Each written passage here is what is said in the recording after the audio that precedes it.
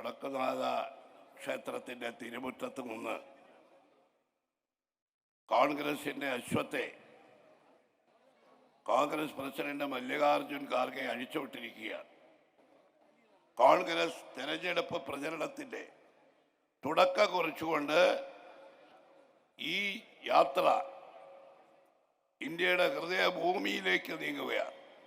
കേരളത്തെ മുഴുവൻ പിടിച്ചടക്കി കോൺഗ്രസും ഐക്യജനാധിപത്യ മുന്നണിയും കേരളത്തിൽ മതേതര ജനാധിപത്യ ശക്തികളെ വിജയിപ്പിച്ചുകൊണ്ടുള്ള ഈ അശ്വത്തിൻ്റെ യാത്ര ഇന്ത്യയുടെ ഹൃദയഭൂമിയിലേക്ക് കടക്കുമ്പോൾ മതേതര ജനാധിപത്യ ശക്തികൾ ഒറ്റക്കെട്ടായി വർഗീയതയും അഴിമതിയും ഏകാധിപത്യവും കൊണ്ട് ഇന്ത്യൻ ജനങ്ങളെ അടിച്ചമർത്തി ഭരിക്കുന്ന മോഡി ഗവൺമെന്റിന്റെ അന്ത്യം കുറിക്കാനുള്ള പുറപ്പാടിൽ ആ ജൈത്രയാത്രയിൽ പങ്കുചേരുന്നത് നമുക്ക് കാണാൻ നാം കാത്തിരിക്കുകയാണ്.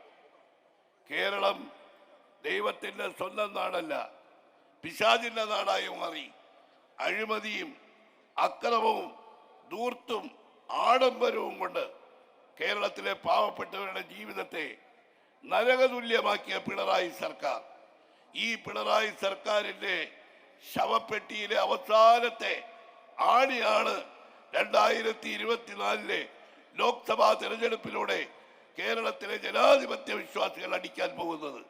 രണ്ട് ഗവൺമെന്റുകൾക്കും അന്ത്യം കുറിക്കുന്ന ഈ തെരഞ്ഞെടുപ്പിൽ ഭരണഘടനയെ രക്ഷിക്കാൻ, മതേതരത്വത്തെ രക്ഷിക്കാൻ, ജനാധിപത്യത്തെ രക്ഷിക്കാനുള്ള ഈ പോരാട്ടത്തിന് ഇന്ന് കോൺഗ്രസ് തുടക്കം കുറിക്കുമ്പോൾ ഈ യാത്രയിൽ കേരളത്തിലെ എല്ലാ ജനാധിപത്യ മതേതര കക്ഷികളും ഒരുമിച്ച് ചേരുമ്പോൾ ഇന്ത്യ ഒട്ടാകെ ആ ജനാധിപത്യ മതേതര മുന്നേറ്റം തുടരുമ്പോൾ 2024 ജനാധിപത്യ മതേതര ശക്തികളുടെ വിജയത്തിന്റെ വർഷമായി മാറട്ടെ.